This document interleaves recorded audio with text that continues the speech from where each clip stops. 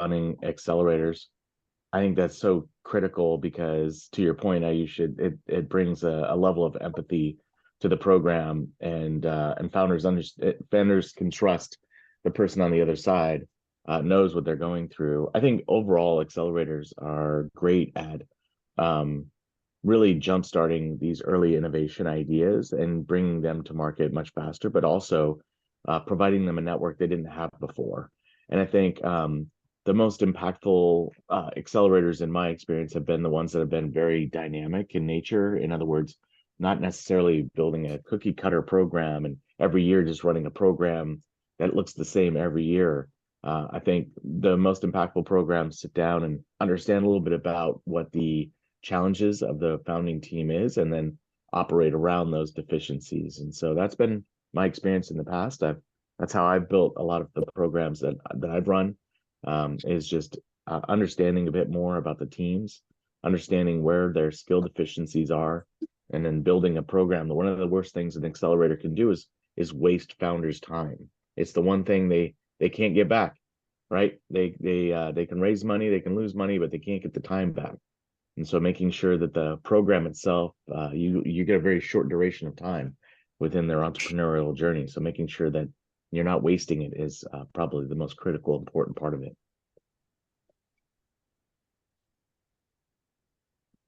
Thanks, Josh.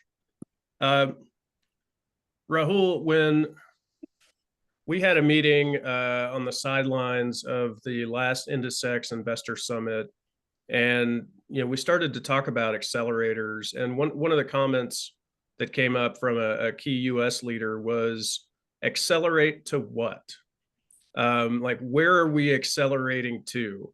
Maybe I'll put this question to you. When we think about accelerators, what are we trying to get to? As we embark on these types of programs, and the startups out there make the decision of, hey, if I'm going to invest the time, where do I want to be, at the end of this? What's the expectation? Yeah, thanks, Brian. So firstly, I echo the comments made by Ayush as well. I mean, time to market is very critical, but the way we see it is, it's a fascinating time to be in the defense ecosystem, right? I mean, startups are trying to solve hard problems. They're trying to build. The nature of warfare is changing so quickly, and timing is important, right? Technology is disrupting the battlefield, and startups need all the help they can to execute to kind of better, bigger, and faster. And the thing that we see is that from a startup, I mean, the time to market is critical. I mean, defense cycles are long. The value of that is more pronounced in that scenario. And our focus is actually to help startups broaden the base of customers and look at multiple use cases, look at platforms, look at a broader geography as well. And that's our big part of our focus is cross-border, because we think that really helps startups, one, get access to critical technology that they may not have, that allows them to solve the problems they're trying to solve for, and in the process also access a broader geography, which is critical because over dependence on one customer or one procurement cycle can be a huge challenge. So the role of accelerators is really to enable that access that allows startups to create faster revenue streams and customers, to realize customers on a shorter timeline. Yeah. Great, thank you. So Ben, over to you. So I guess two-part question for you, Ben. Number one, accelerate to what? And then, specific to IndusX, I know FedTech has been really involved in India, in the IndusX ecosystem. So maybe a few comments from you. So three-part question. Value of we're adding parts. Take some notes. Value of the accelerators, accelerate to what? And then I'd like to begin with you on like the opportunities within IndusX for accelerators, and then we'll open that up to the rest of the team as well. Yeah, thanks, Brian. Yeah, great to be here with everybody. See some great familiar faces. I guess so. I really echo what everyone said around the value of speed with accelerators. I sometimes try to think about just like what is an accelerator. So when my number one fan, my mom asked me what I do at FedTech, what I try to describe is, accelerators really, if you break it down just to its parts, right? You have the educational piece, the mentorship piece, the exposure to opportunity. One thing that wasn't talked about quite as much that I think is really just important in any accelerator is the community and the support structure. Being a founder, is hard. It's lonely. It's isolating. It's the whole world wants you to fail. And that's an overstatement, obviously, but it feels that way sometimes. Especially if you're a founder looking to go, across a chasm of, selling either from India to the US or US to India, man, that is really hard. And what we've found, is just the community aspect, the support structure, right? Can we get to an outcome more quickly, more productively together? And that's, really why we value FedTech has worked with about 500 companies across our programs over the last 10 years. We've worked with probably north of now 15 different countries, where helping those companies from those countries look at the US market. So it kind of moves me into, I think, part two of Brian's question, which is accelerate to what? What we are doing currently, and really proud to partner with IndusBridge Ventures and Rahul. It's great to see you.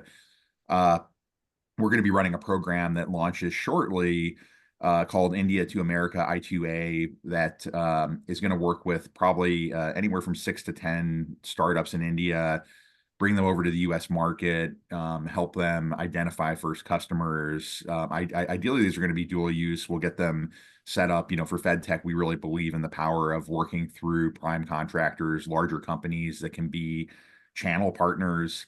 Will be a big piece of this.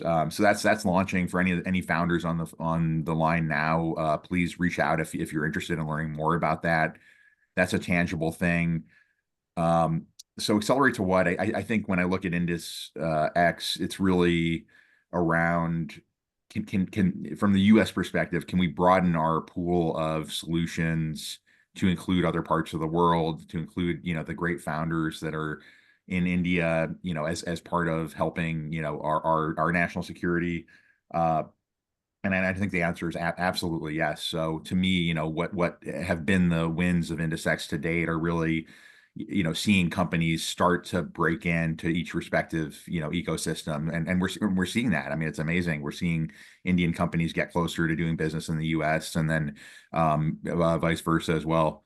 Brian, help me out. What was part 3 of the question? Oh, goodness. So value of accelerators, accelerate to what? And then opportunities within Indus X, which I think you started to hit on there with I2A, but maybe tell us a little bit more about that opportunity and, how that will help the startups out there. Yep, definitely. Yeah. So we'll have what we'll call kind of our core pillars. So we'll be, closing the cohort relatively soon. And really what we'll do in the course of the next, many months is really multiple things. So educational programming. So we have, the virtual and in-person training that we'll run related to the US market.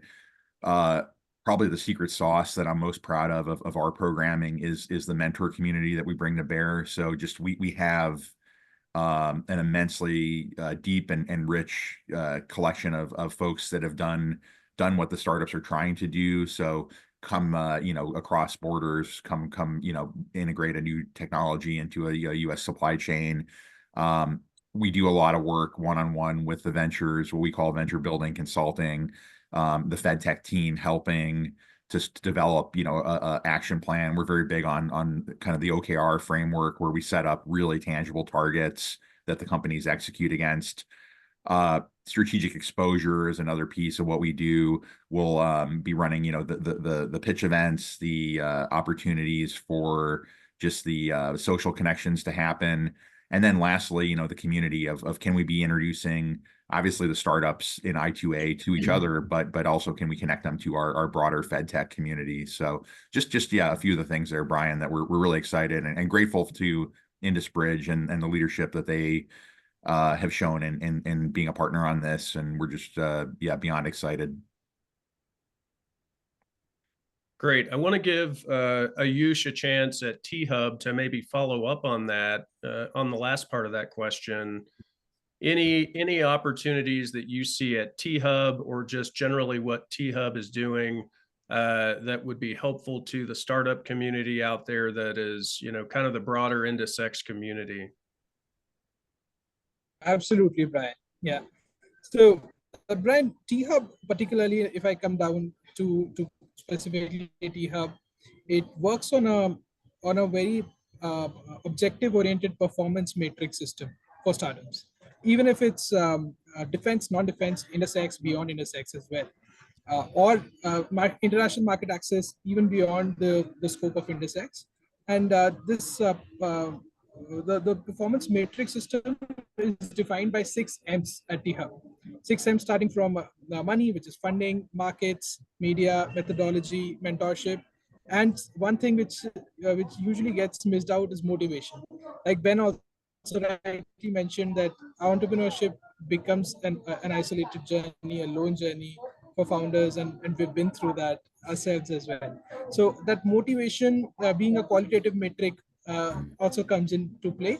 But why the performance metrics are in place is to really track that what we're doing, are we doing it right or not?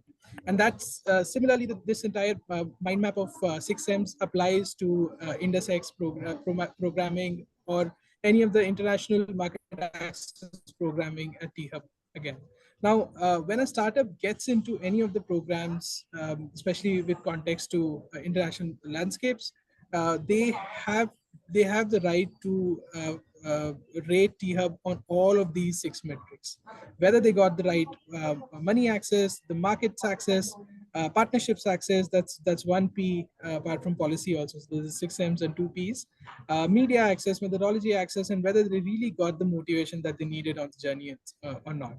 And then partnership access also. There's one small plugin that I want to also put in there, is that while T-Hub plays on its own strength, which is having the world's largest base in India, we when it comes to international outreach, international markets, we only play with the right partners in place, because that's the strength that the partners have in those markets, be it Israel, be it Australia, be it US, be it Canada. Any of these countries that we're operating in, we're operating only through the right partners in place. And so partners such as Falcon X, which is an investment partner for us in the Bay Area, or a Redberry, which is a T-Hub outpost in Chicago. And beyond partnerships, we also tend to make friends along the journey. So, for example, FedTech, for that matter, we share that friendship long ago. We've been to DC to Ben. Ben has been here. So these partnerships, these friendships along the journey actually helps the startups in the right way when it comes to international market accesses for them. So I2A is something that we navigate through these ways, these matrix and partnerships. Yeah, I think the friends you make along the way is a better way of saying networking, right? Like, networking doesn't sound that fun, it doesn't sound that great, but as you make friends and build those relationships, I think that's where some of the magic starts to happen. Let me ask you, Ayush, of the 6 M's, is there one that stands out above all others that in importance to you? Which one stands out the most? Yeah, of the 6 M's. Out of the 6 M's, Brian, it's the market access which stands out the most, which is also sort of a North Star that we keep for ourselves. Because whatever a startup today, be it a defense startup or beyond defense, is doing for an enhanced market landscape for themselves itself. And markets just does not mean that we help them with the right GTM or go-to-market or international market access, but also help them with keeping an ear to the ground, understanding who is that right persona of customer that you need to tap into, and keep testing your product according to them. And why do the founders raise money? Is not because money is a milestone. No, because they want to enhance their value offerings, enhance their scope of services for the market itself. So at the end of the day, market is right at the top of the pyramid, the one final North Star metric, and everything feeds into it. Mentorship feeds into it, motivation feeds into it, and everything else. There's nothing beyond market access, real project money coming, hitting your bank account for the startups. That's for us. Great comments there from Ayush. Let me open that up to the rest of the panel. If anybody wants to fire on that target, agree or disagree, with anything that Ayush said there.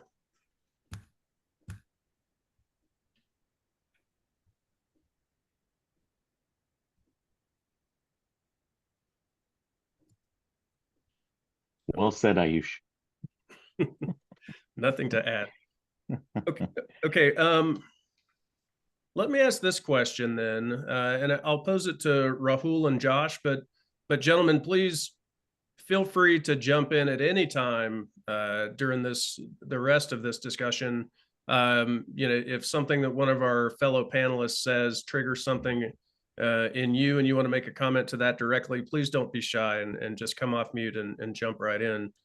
So what I would ask to Josh and Rahul would be, as you look at the startup landscape and you see companies or founders that have not gone through an accelerator versus the ones that have,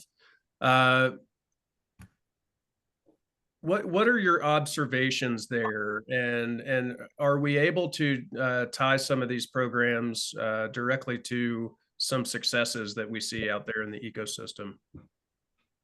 Yeah, that's a great question. I think there's a lot of value in an accelerator, but founders right now are asking themselves when they're looking at programs, what can this program give me that I can't get anywhere else, right? And I think if programs themselves aren't asking that question as well, then they're probably not being as dynamic as they need to be. They're not adapting to the ever-changing world of startups. I will say, I've been doing private sector startups for a long time, and it's great, but I'm done seeing the next HR SaaS platform or the next social media platform to meet over pizza and sporting events. Like, I've seen hundreds and dozens of those. The thing that excited me when I joined Ensign and DIU is I'm seeing things that most people are not seeing, and that's really exciting. We had a company go through our program at Emerge that is using sort of mesh technology in satellites so that they can use it in multiple use cases, things I've never seen, things in radio technology I've never seen before.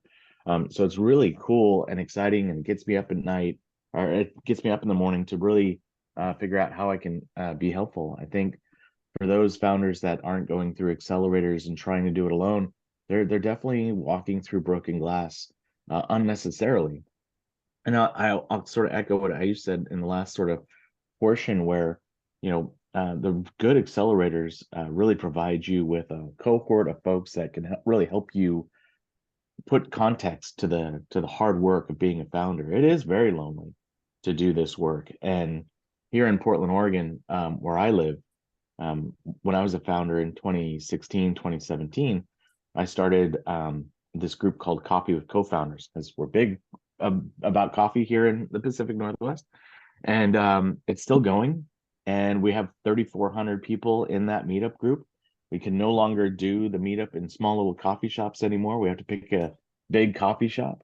But it kind of goes to sort of Ayush's point of when founders find their tribe, it really helps them. It helps them understand what it is they're going through. And sometimes founders can get in their head about some critical aspect of their business, and simply having a conversation with another founder about how they were able to solve it puts context to that problem and allows them to not necessarily panic about the problems that they're seeing in front of them. So yeah, I think founders who are going through accelerators are gaining a tactical advantage And if they're going through a good one, they're gaining a tactical advantage, not only upskilling themselves, but through a better network, through a better group of friends.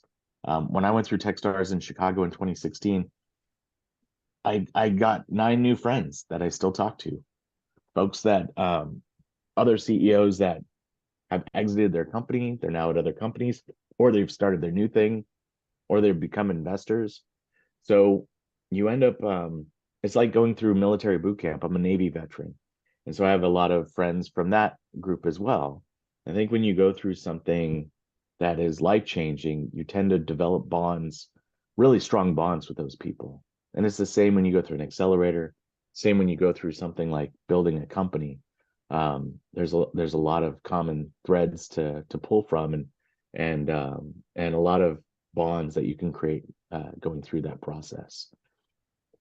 No, I absolutely agree with Josh. I mean, building the bonds and the network and friendships is absolutely key. And you know, Brian, there's no kind of magic bullet here, right? Building a startup is hard, and people have survived and thrived and done exceedingly well without accelerators. But when we look at the problem that we're trying to solve, and when we look at trying to build, you know, go to market cross border, particularly from a US India perspective or the other way around, it's hard. I mean, it's an Indian startup trying to build presence in the US. I mean, there are businesses done very differently, whether it's in India, US, or in the NATO world. Then there is the entire regulatory environment between kind of ITAR and other compliances. There's certifications like NADCAP and AS9100 and things that are kind of new to a lot of companies out of India. So as we get companies signing up in the I2A program with FedTech, it's great conversations. I mean, there's startups that have raised tens of millions of dollars, others that have a presence in the US, and they still say, you know what, from the level of access that you can provide, we can potentially save 2 years in terms of time to market, and that's worth a lot. So yeah, it's still when one is trying to go cross border, I think the need for an accelerator is even more pronounced, and it certainly helps in that journey. And in general, I think we talk about from an India US go-to-market perspective and market access, and the in India to America FedTech program we have is a great solution to help Indian startups. But one has to look at the broader context in terms of just the larger US India you know, cross-border opportunity. I mean, the environment we are in, I've spent a fair amount of time in the US talking with the defense primes there, talking with large manufacturers, and the supply chain is you know, capacities are a huge problem. Order backlogs are running into years. With the unfortunate situation of multiple wars being fought world over, the demand is at an all-time high, and the need to be able to build cross-border to be able to cater to the needs of the defense market is huge right now. And we, in fact, just to give an example, we recently invested in a company that was built out in, it's an advanced material that got built at Skunk Works. Lockheed Martin was carved out as an independent startup, and they were dealing with cost and capacity issues. We invested in the company, set up manufacturing in India, and we're catering to the large emerging Indian market while also being a reliable supply base for the world. So a lot of interesting opportunities in both directions. Yeah. Yeah, and Josh mentioned the tribe and the value of the tribe. You know, as you consider, you know, going from just simply one, you know, let's say an internal market to doing cross-border business operations, I would imagine that the value of that tribe and the really the requirement for that broader tribe to help you get there, it just becomes even more important. Absolutely. Yeah, the other thought, another comment that Josh made was the tactical leveling up or upskilling, which I would definitely see, you know, for a startup in and then coming out the backside of an accelerator. But those tactical outcomes really, I think, are going to lead to strategic effects for the companies involved. Brian, I just want to bookend what you said earlier about, you know, DIU and Ensign trying to work to fasten the pace of how we get innovators and their technology into the hands of the warfighter. what I think DIU does the best in the US is trying to figure out how to cut the red tape. I think we still operate as if we're buying big pieces of metal to slap on the side of a tank, and that's not how, early innovators operate. So the work that we're doing is really exciting to see that sort of legacy infrastructure being at least not torn away, but at least like becoming more efficient. I don't think, and I'm sure the folks from the other side will agree. Our adversaries aren't asking for a cage code or a DUNS number, right? They're just saying, get this in. So what we can do to accelerate the innovation into the hands of the warfighter just gives us as a nation also a tactical advantage. Yeah, absolutely. And I'm happy to provide a little more info on that just for the audience. So, the short story, and I think someone may have a hot mic out there, if you can make sure you're muted. So when DIU was founded 10 years ago, and even today, the average acquisition for the United States Defense Department took 7 years. And I think we can all agree that whether you're a warfighter waiting on a new capability, or you're a non-traditional company, so not a defense prime, none of us want to wait 7 years to then field obsolete technology, to our Defense Department partners. So what DIU did is, we were founded and were given certain authorities, and we developed certain processes that let us operate outside of the federal acquisition regulations using other transaction authority, and really with the philosophy of lowering the barrier to entry for non-traditional companies, so that they don't have to read 10 PDF documents of 100 pages each in sam.gov and create teams just to scout for opportunities and to put together proposals. We put out a single page problem statement and invite non-traditional companies to compete to solve that problem with their commercial technology. And when we say lowering the barrier to entry, really we're talking about a 5-page paper or a 15-slide deck gets you in the door for the first down select. So if you've got that existing commercial tech that can solve the problem with a bit of modification, then you've got a chance to compete. And that's something that we evangelize at DIU within our own department, because a lot of people fall back on what they know and what they perceive as safe and less risky, and they'll use the old 7-year process if you let them.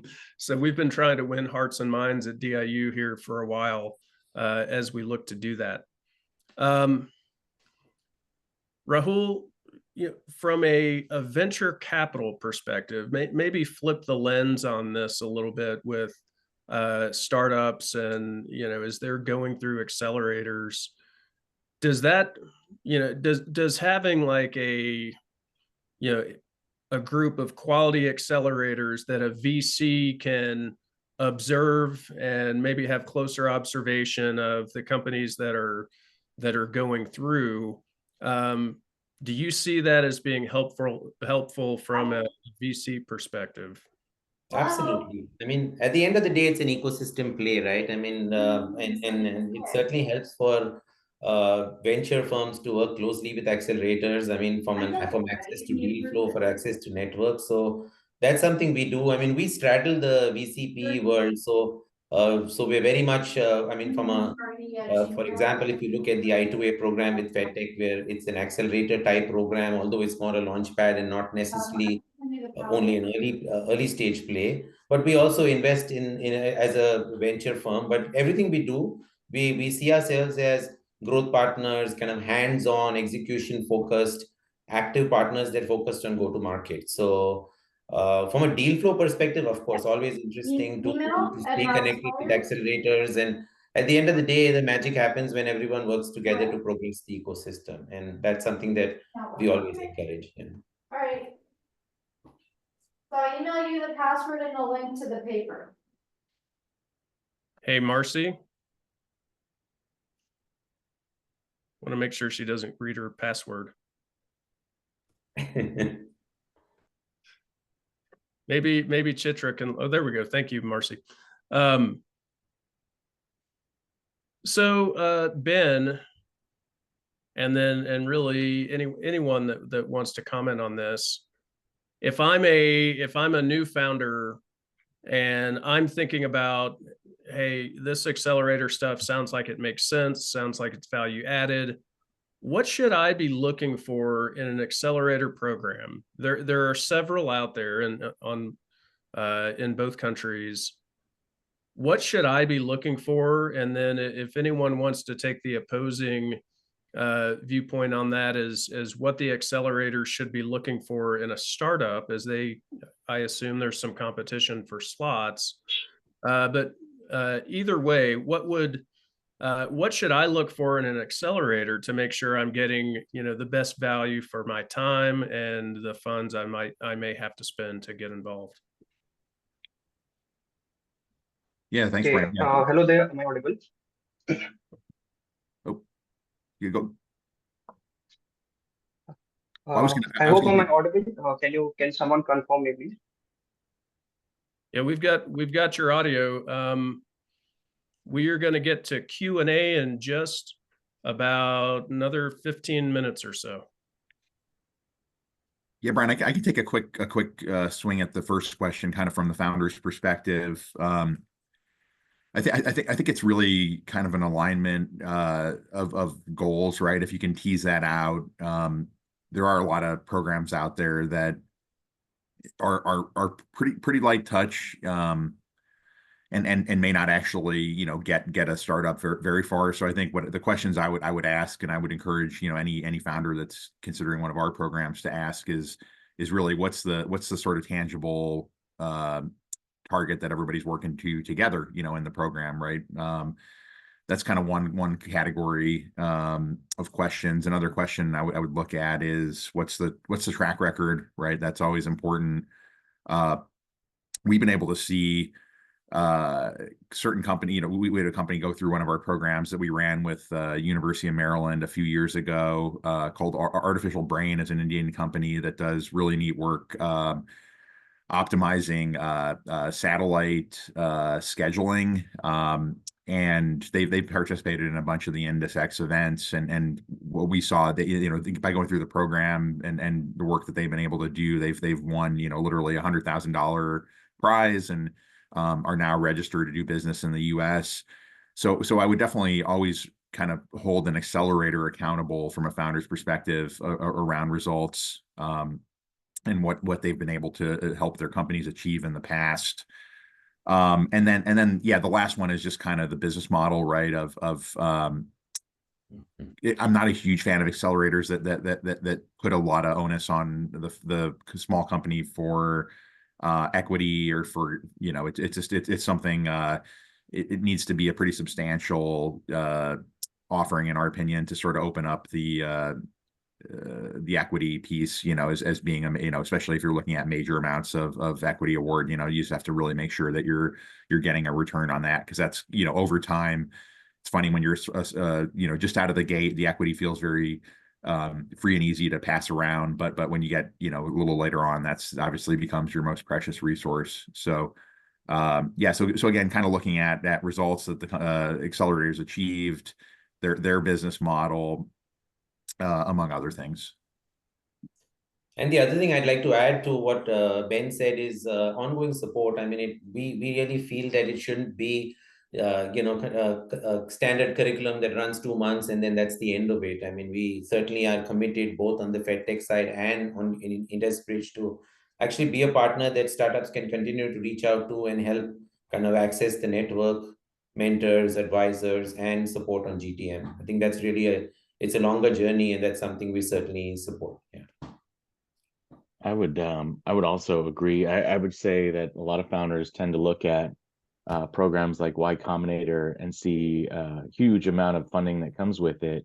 But I think what most founders don't know is Y Combinator tends to only focus on the top 10% of the companies that are performing well in their cohort, and the rest sort of get ignored. So it's tempting to go after the 300 plus funding that they get through the SAFE. And for those that don't know what a SAFE is, it's a simple agreement for future equity. And so the reason that Y Combinator created that was it makes it much easier for them to sign off the debt when it's a safe rather than a convertible note. And so you got to ask yourself, if they're making it easier for them to write off the debt, it means that they know that 90% are not going to succeed. Then your odds are against you. So is Y Combinator the right program? I'm not crapping on Y Combinator at all. I think there's a place for it, and I've worked at Twilio. They helped us a lot. But to Rahul and Ben's point, just finding a program that fits and aligns what you're looking for. Talk to founders that have gone through those programs to find out what value they got out of it. Would they do it again? I think the thing that convinced us to go through Techstars was I talked to a founder who had gone through Techstars. They had also gone through Y Combinator, and they had gone through 500 startups. And what he had told me was if he had ever started another company again, he would go through Techstars again as an exited founder. Like, that says something of the strength of the program. So talk to the founders, talk to the program managers, talk to, as many people as you can, get as many data points so you make an informed decision. And I think the sector focus helps as well. So that brings an accelerator that is sector focused, brings kind of deep domain expertise and levels of access that are not common in somebody that is kind of sector agnostic. So there again, I mean, the programs that FedTech runs are very sector focused, dual use technology focused, and that certainly helps for our industry. Yeah. And I see in the chat that Mr. Sujit Jagirdar has joined us. Sujit, are you on? Absolutely, Brian. First of all, my sincere apologies for joining in, I don't know, 40 minutes late, but I'm hoping that my colleague Ayush had been on the call. So hopefully we together have not missed on anything. So thank you for allowing me onto the call, walking in so late. Great to have you. And Ayush has been hitting home runs for you all morning. So I'm not sure the cricket equivalent to that, but no, we're having a great conversation. Where we are right now in the conversation was just talking about, maybe what startups should expect from an accelerator and how do they choose the right one. And I think Ben's or Josh's comment on would you do it again as a question to a founder is actually a great one, because I feel like if with that type of a prompt, you'd probably get some pretty frank responses from founders that who realize well that time is a non-renewable resource. So any comments from you would be welcome. Thank you. In fact, I joined in when the question was asked, so I was able to catch up with the responses, and they are pretty brilliant responses. I just wanted to add saying that, the startups should know at what stage they are in. Typically what happens is we are seeing more and more, and I'm talking from India perspective. I know there was a reference to Techstars and Y Combinator, but if you look at in India, a lot of incubators and accelerators focus on certain stage. They've become a little more specialists. For example, academic research institutions that have incubators and accelerators focus on early stage deep research. There are business incubators that focus on little late stage. When I say late stage, for example, you're done with your say prototype, or you're done, you're moved on to actually testing it in the market, right? The pilots and going after market access, for example, right? Getting market access. So what stage you are in. You should be able to assess the strengths of those accelerators, and then you would be able to make a better match, if you will, or get better outcomes based on what stage you are in and what strength the accelerator brings to the table. That's a bit of a research that needs to be done. But in India, given the number of hubs that we have, a lot of them in the academic institutions, sometimes it can get pretty confusing. So the stage, typically it is called TRL levels, right? What TRL levels that I am in, and whether does this accelerator support me in that at that TRL levels to move up? If that question is asked, and if you find the right answer by doing some research, I think that's another way of looking at how to get the best out of these accelerators. Makes good sense. Thank you. Welcome. I thought we might do a bit of a shift and maybe go to Josh. And as you think about your time in NATO Diana, again, the Defense Innovation Accelerator for the North Atlantic, are there any different perspectives there coming from NATO and how they approach accelerators and the value there, or other lessons that you took away that might be valuable for the group?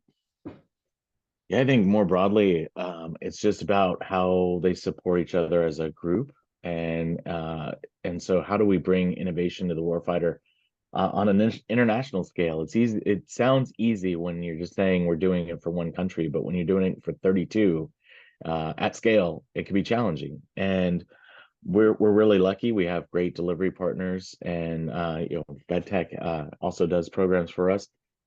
Those are the critical part of how we are able to execute these programs at scale. And so having NATO Diana as a partner has been amazing. And I think all of us are very aligned on how do we get the innovation into the hands of the warfighter faster, and how do we do that at scale? How do we do that and be pragmatic about it and thoughtful, knowing that we all have different ways that we connect innovators into the defense system, each in our own way. The certification process, maybe we have different problem sets that we're looking at. So doing that in a cohesive way amongst 32 countries can be really challenging. But I think we stick to the overall goal of how do we support each other? How are we there? How do we make sure that we're sharing resources in an effective way, so that when one succeeds, we all succeed. And it's not hyperbole to say that. I think NATO Diana has done a really amazing job at coalescing around all the different countries and their objectives, and how some of them may be different, but finding commonalities that help us align towards the mission. So it's been a lot of fun learning more about that program and learning more about the companies that go through there. When I was at Maritime Blue, we spent a lot of time going to different countries and learning about all the different innovation coming out. A lot of really cool things coming out of Norway, amazing things coming out of Portugal and Spain, and in Asia, in Japan. It's just so many really amazing things that are so incredible, that I'm really excited to be a part of the program and just be able to sit on this side of the laptop to be able to see what they're doing and support them. It's been fun. Yeah, so for someone like me, and I'll just open this one up to the group, who's never been a founder of a startup, what are the key challenges when it comes to that cross-border discussion that we've been having really throughout the morning? How is that different for a founder, who's trying to go in that direction, let's say with a dual-use technology, versus someone that's maybe more focused, strictly on their own national market? Man, so much to cover there. Ben, maybe you could start. Yeah, I mean, I can jump in just with some of what we've seen. So FedTech, we've probably interacted with close to 50 plus Indian companies that are looking to move into the US market. And what we found, I mean, this is an ever evolving kind of vision for how to do this well, but the role of US partners, particularly if you can find bigger companies that you can work as a partner to going India to the US, just so critical. So that's been kind of one of the core parts of our programs, and any advice we give startups that want to sell into the Defense Department. It's very tough to do it as a prime contractor on your own, meaning that you have a direct relationship with the government customer, the DoD customer. So a lot of larger defense companies, we work closely with Northrop Grumman and BAE Systems and others. they have groups within them that are kind of either their international business units are a great way in, or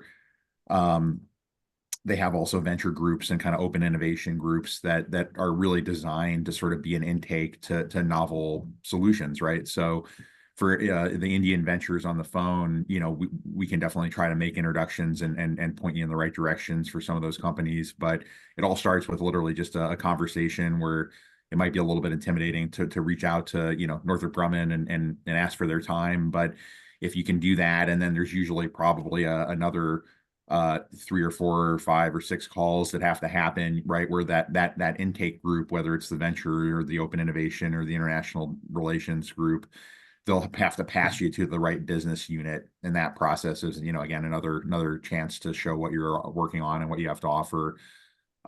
So Brian, to sort of circle back, the human capital piece of just finding partners, very tough to do it without that element. And I think the more that the Indian companies on the phone come over to the U.S., reach out, they're going to find a willing and a ready ecosystem to want to help. Where just the companies that we've interacted with from India are just so special, and the technologies are so unique that are being developed, that it creates a competitive opportunity for the companies over here, right? To be a partner and integrate. So partnership and reaching out, and don't go it alone is kind of the sum of my answer there. Yeah, absolutely agree with Ben. It's a team sport. It's very hard to do this alone from a standpoint of an Indian startup trying to enter the US market. And of course, the defense primes, having worked with on the open innovation and commercialization side in United Technologies, which is now Raytheon, I've seen this firsthand. Of course, the level of access and program dollars and budgets that can be brought to the table are significant, that can change outcomes for startups. But what we'll also like to see is kind of going beyond, broadening the lens beyond the defense primes to, companies. There's enough examples of DIU companies like Shield AI and the Andurils of the world that are kind of winning large contracts, still, have the need to expand capability or at least development bandwidth. So there's a lot of interesting opportunities, certainly with the primes, but beyond that as well with the large defense players and also startups. There's very interesting opportunities for startups from the US, India to collaborate so that there's meaningful on-ground presence even beyond the end of an accelerator program. Yeah. I'll also add that there are a number of trade groups too that help connect innovators to different countries. We used to work with Innovation Norway and Business Finland, Palmer France, COSME is the Korean group. There's a lot of trade groups whose mission it is to connect those resources to the different countries. I would seek them out. On the state side, it can be daunting because there's 50 states. They all have different trade groups, but usually when you connect with a consulate within that state, they can connect you pretty easily to those innovation groups. We worked a lot with our local consulate generals to connect us to the different innovation groups, to the various countries, to work with different companies. We built an international program at the time, was called the One Ocean Innovation Accelerator, and the whole goal of the program was to bring international startups into Washington State. So we had 2 companies from Finland, we had 5 companies from Korea. We didn't put any success metrics on it because it was the first time anybody had tried this before. But all 7 of the companies had established entities in Washington State. One even bought 14 acres in Puyallup, Washington, for the AI fisheries platform. So there's a lot of appetite for folks coming from India to the United States to do business here, just from the private sector side, but also from the public sector side as well. Sorry, go ahead, Ben. Oh, I was going to throw like a quick micro plug also to our hosts here, DIU and IDEX. Just the prize competitions are such a productive way to get started. So please, apply to those if you're on the line. Yeah, and I would add, if you happen to be a space company, keep a close eye out for a technology prize challenge that will be forthcoming from DIU and amplified by IDEX. Sujit, you were about to speak. Go ahead, sir. Yeah, sure. Thank you. So two things that we have in our experience at T-Hub, what we have realized is being aware of the localization issues or localization requirements is another important factor when startups, and especially I'm talking about startups that want to go by direction, right? Whether US to India, India to US, to be aware of, and that has helped. That's point number one. And second is when products are getting built, as early as possible, trying to have an internationalization of the product, right? Being little broad based. If you have an aim to get into US market, or if you have aim from the US to get into any other market, including India, having that broader, product base or approach or applicability is another factor that we are seeing, because once you get very deep customized product in a particular country, it might become very difficult. You may not be able to put it across onto the other country, right? So where there could be opportunity, but there could be no one to pick because it's so heavily customized. So I think these two aspects also need to be considered. That's the 2 points that I had. Brian, back to you. Yeah, that's actually a great pivot to what I think is, we've probably got time for maybe one final discussion point, which would be, is there any advice that you would give to a startup that's starting to navigate this space, thinking about accelerators, and really trying to take that idea that they have and get it to market? So I'll open that up to the group. We've got about 4 minutes or so before we're going to take some. I'm excited to see what the audience has teed up for questions for this panel, but let me just open that one up.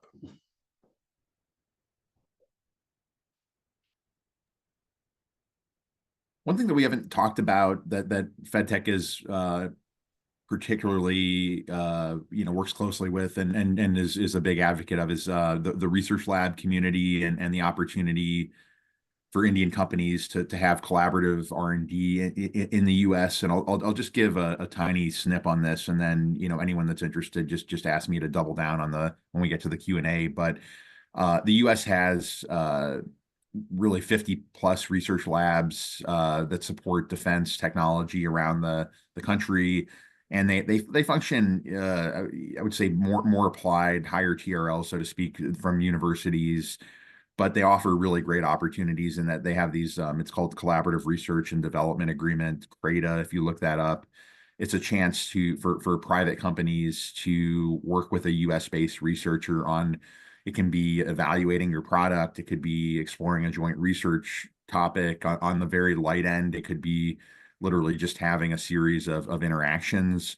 But I would definitely encourage it. It just is a way to learn about the US defense market that I think gets kind of under represented, and that not all interactions initially have to be a full-on contract, right? If you just start to work and understand the defense problem through the eyes of a US researcher, that can be very powerful. And the labs love doing that, with the caveats of just there's going to be some paperwork with an international company, but something I can go deeper on if anyone's interested.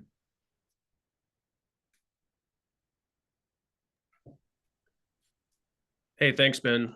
Anyone else on the panel? Any sage advice for some startups that are out there trying to get that idea to market? Yeah, just one thing to add, Brian, when we encourage our portfolio companies to have a worldview, I mean, I said it in the earlier part of the conversation, but really build solutions. Of course, it's okay to cater to specific needs of defense forces, that is critical. But if you really want meaningful scale, to build kind of, world-class products that can be used by, 6-continent solutions, right? That has a market in the US, in NATO countries, in friendly allied countries, and stay very closely attuned to operational needs, right? At the end of the day, not just technology because it's cool, but technology that has a strong operational mission need. Sometimes you see a lot of startups that are trying to build stuff, but really it's not necessarily in sync with what the needs on the operational battleground are. So that's something that's quite important if you want to get to kind of early and large revenues. I think I second that, Rahul. there's a term that is used called product market fit.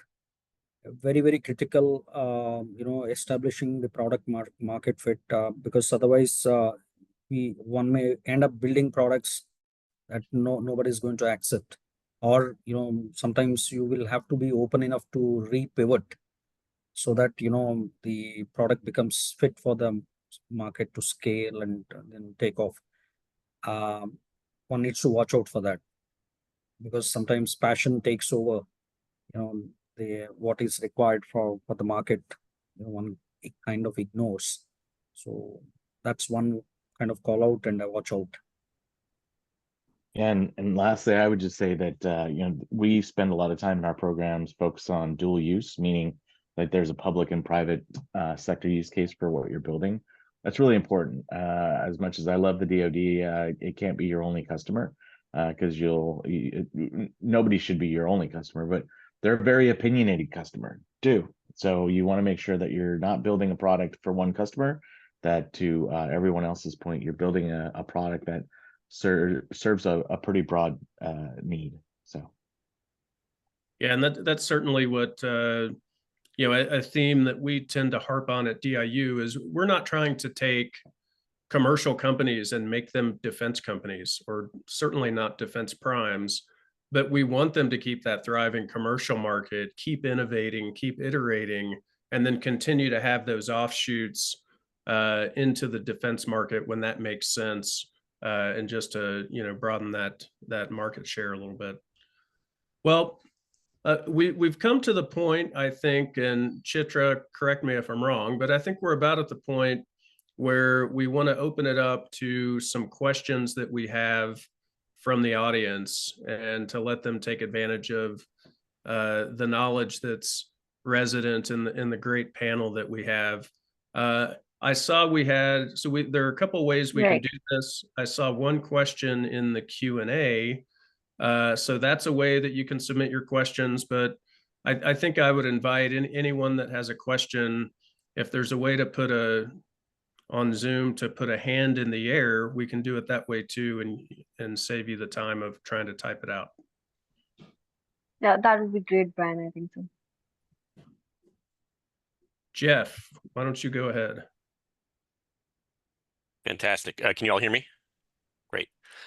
So thank you very much. And in transparency, I work with FedTech. I'm an advisor with FedTech. But I wanted to say first, thanks to the panelists. There have been a lot of really valuable insights that I've gleaned from this discussion. Just a quick comment and then a question. And the comment I think is important. As Ben mentioned, we are finding it's definitely not an easy challenge for either an Indian or a U.S. tech company to enter the other country's market, and especially to partner with the other country's defense ministry or defense department. But it's so encouraging that IndusX is here, because I think it represents a long-term strategic commitment by both governments to build out and to scale out that innovation pipeline in both directions. So IndusX, as an initiative, should give startup founders confidence that now is a great time to enter that pipeline, and I think we shouldn't overlook that. So the question is, looking ahead, or especially for DIU and IDEX, as you look ahead, how do you see the trajectory of the India-US innovation pipeline and the trajectory of accelerator opportunities in the next few years? And more broadly, where do you see IndusX in 1 year or 3 years from now? Yeah, I can take a stab at that first. I mean, I think ultimately, like right now, we're leveraging organizations like FedTech and their accelerators for IndusX. I could see a future where the National Security Innovation Network, which Josh represents, where we have an organic IndusX accelerator that works alongside the FedTechs and the T-Hubs of the world. So, I think that's a goal that we would be looking at in the next year to 18 months, programming funding, being available. And then I think more broadly, when I consider IndusX and where we're trying to go, every time we hold a summit every 6 months, and we bring together national security leaders and founders and the investors. We always have rich conversations about the obstacles and the bureaucracy and the policies that prevent us from doing what we want to do, which is to really collaborate more closely and to open up these market opportunities. So I think we want to continue to build on the successes that we've had, and so that we can identify and then chip away some of the obstacles that really have made it hard to collaborate and work together. So let's see, anything else in the 1 to 3 years? I would love to see the first Indian, whether I sort of exchange, startups with non-traditional companies, but non-defense companies. I would love to see an Indian company compete and win for a DIU commercial solutions opening, where we are signing a prototype other transaction authority with an Indian startup. And then it's worth noting there that for our transition rate for the projects that we run, it's just over 50%. So and I would say those numbers sort of got drugged down in the early years of DIU. So we're even higher than that now. And when I talk about transition rate, I'm really talking about going from that prototype contract that we sign typically within 90 to 120 days of the solicitation closing to get to production. And that's when we really get to scale. And, we've got a company that's producing for one or more of the services or combatant commands. So that's really, when I see that happen, I'll know that we've had some success in INDUSX, where we've penetrated the Indian market.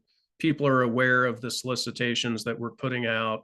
We've got high quality submissions from the Indian ecosystem, and then one of those rises to the top, and that becomes really the tip of the iceberg. But let me pause there and see if IDEX would like to comment as well.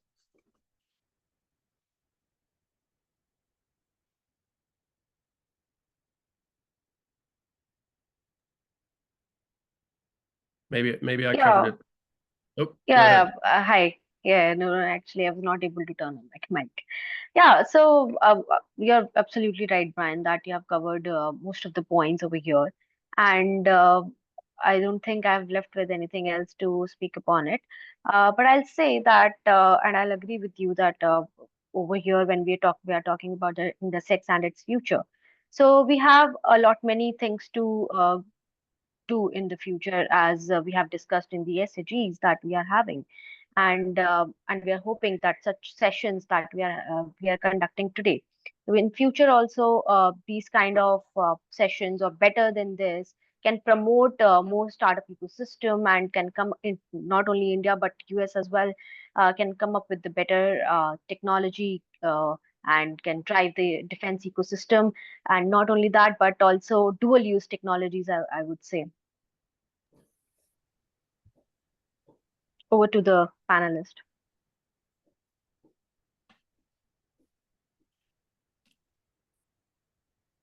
So I guess the other thing I would add is, I'm not sure I can articulate what it is, but I want to see US and Indian companies doing bigger things together for defense, for our collective defense, to keep a free and open Indo-Pacific. I think there are numerous supply chain risks that we need to be looking to India to help us overcome. Everything from what we're doing in the energy sector with batteries to uncrewed systems and counter uncrewed systems. I think now is the time, and as we look to the next 1.5 to 3 years, this is the time for us to make sure that we take the time to take a step back and dream bigger and think bigger and get beyond the steps that have gotten us here so far. So that's what I would encourage everyone to do. But I see we've got another question in the Q&A. So, Brian, I just wanted to add on the previous point, if you don't mind. I completely agree with you. I know the question was for DIU and IDEX, but just on the last point you mentioned, the threats, if you will, so if we talk of defense, right, the form of threats, the form factors of the threats are changing.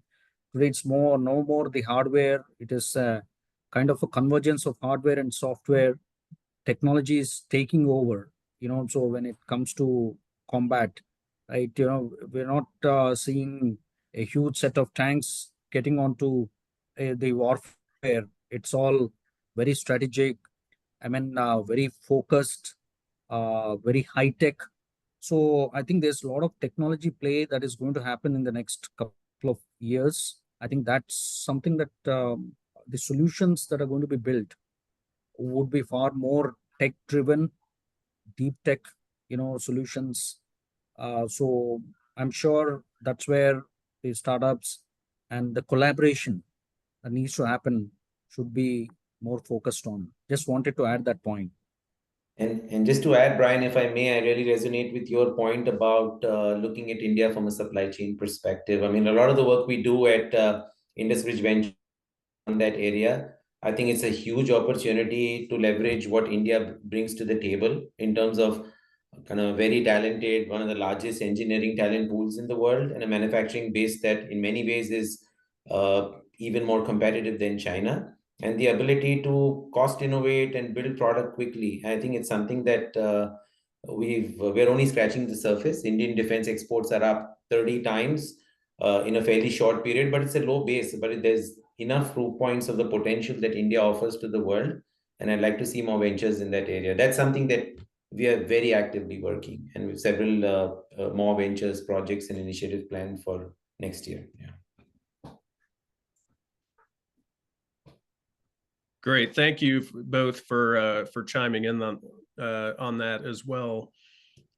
So we've got a question, which is, for founders in the ideation stage, what key qualities or attributes do accelerators typically look for? Yeah, that's a great question. I think most accelerators look for a few things. They're looking for coachability from the founding team. They're mainly looking at the founding team, but they're looking at, are they coachable? Is there something there? Are they solving a big problem? Are they solving a problem that accelerator can help with? Do they have the right resources to help them? And then just trying to match problem with solution, at least from our perspective. That's certainly what we look at is, am I going to be able to connect these founders working on this problem with somebody within the DoD ecosystem, or our broader partner ecosystem? So that's certainly what we look at, and I historically that's what I've looked at it through my other programs. And I agree, just to quickly chime in there, right? There's this concept of the blue ocean and red ocean strategies. I mean, is the idea getting the startup into a blue ocean where there's a huge opportunity, and hence, there's an opportunity to actually build, grow, and demonstrate value, versus the red ocean strategy where the idea is already pegged, taken. Sometimes what happens is startups do build on something that's already existing in the market and the problems are already solved for. So you're getting into a red ocean where, you won't have any space. So if you are able to evaluate, what kind of solution product you're building and whether there is acceptability potential, I think that validation is generally done right at the beginning. That saves a lot of time, value, money, and also all the effort that they end up putting in and finding out that, it's already existing set of solutions that are there in the market. So that's one validation we do early stage.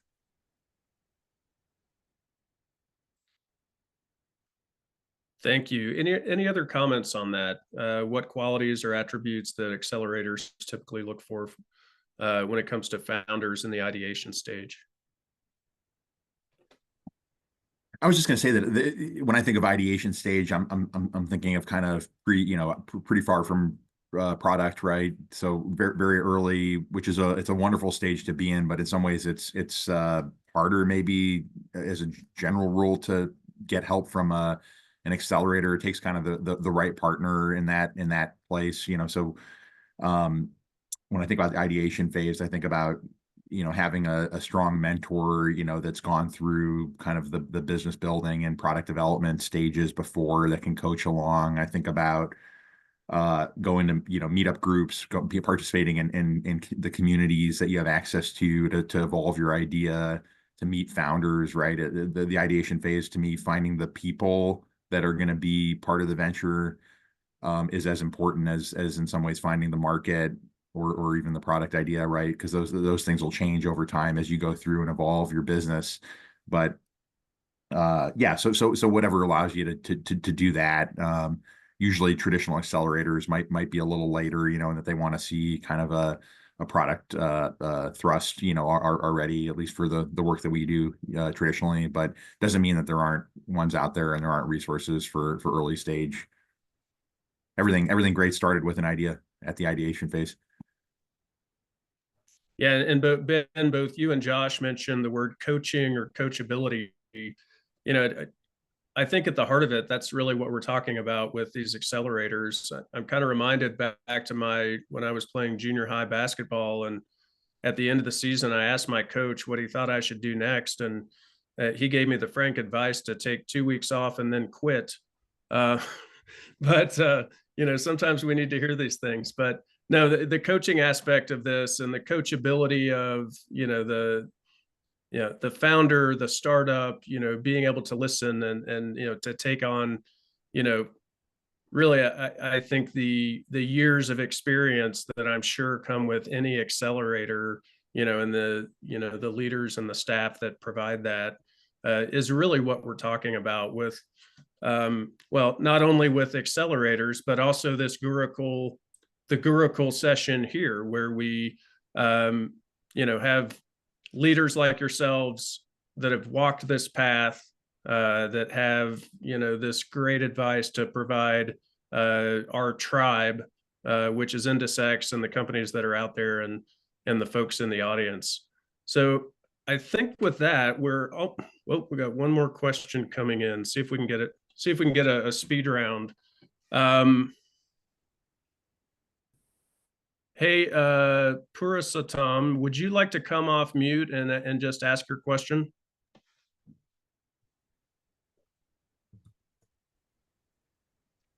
Yes, definitely. I hope I am audible. Yes, you are. Go ahead. Okay, I'm really happy to have a conversation like this, and I'm really hoping that this particular collaboration brings in many new opportunities. So quite a few things that were discussed over here, which again inspires me a lot, being a founder of a defense tech company in India.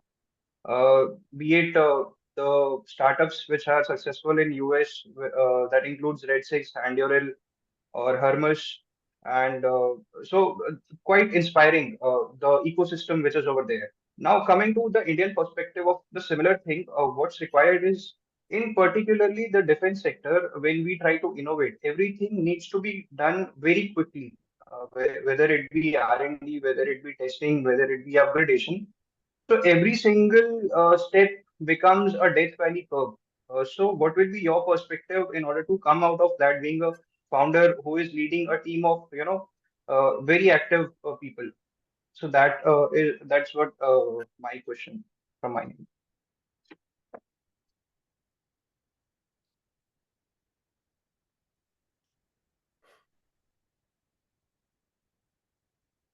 So by the pause that I'm hearing, maybe just hit that question one more time, what you're specifically asking the panel. You know, in particularly in defense industry, every other step becomes a death valley curve. Any particular suggestions from your end that how to overcome that by beating time in the steps that are over there, whether it be R&D, whether it be testing with the facilities, specifically in collaboration, in the upcoming collaboration, the distance is huge. Let's just say that if we want to come to US and get into the market, so those are the things that I was actually curious to know about. Yeah, so how to overcome the dreaded valley of death, particularly in dual use or defense, I think is the crux of the question there for the panel. Yes, yes.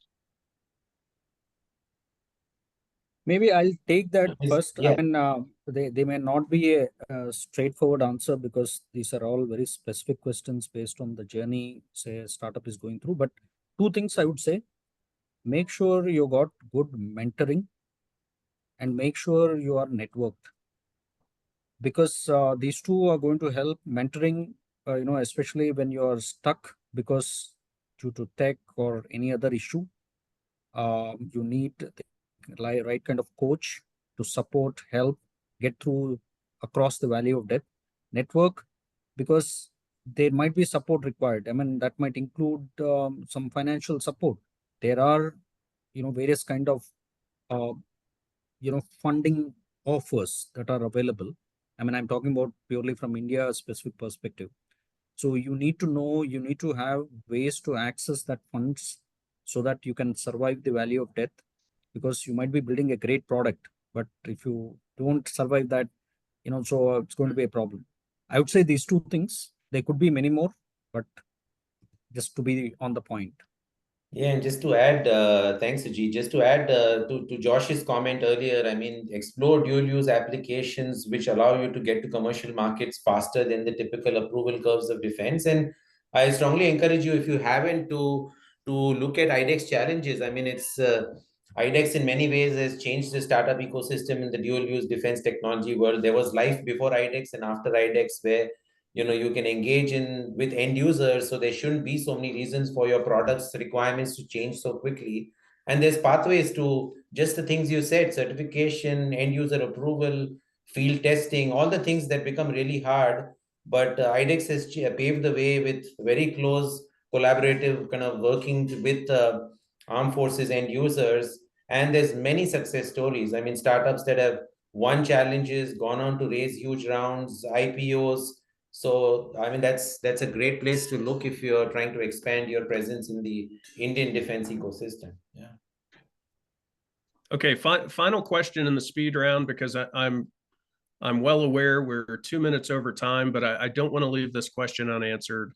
For founders who are not focused on a specific product, what are some viable paths? Should they explore creating a new product from scratch, or consider partnerships and collaborations with existing companies?